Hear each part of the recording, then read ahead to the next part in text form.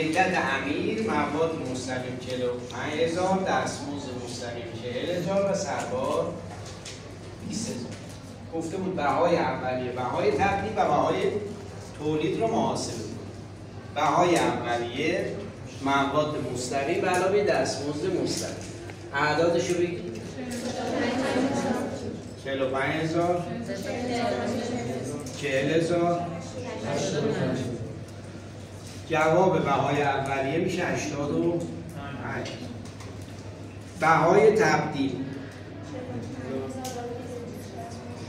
بهای تبدیل دستمزد مستقیم علاوه سربار. دستمزد مستقیم اون چقدره؟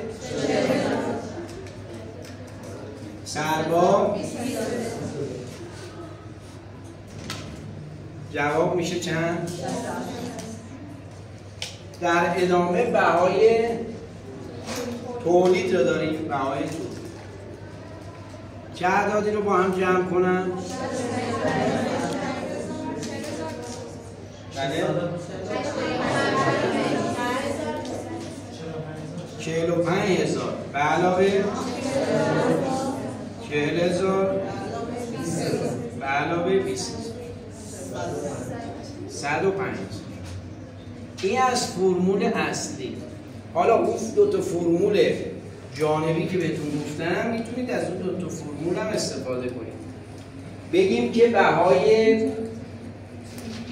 تولید میشه بهای اولیه برابر سربار.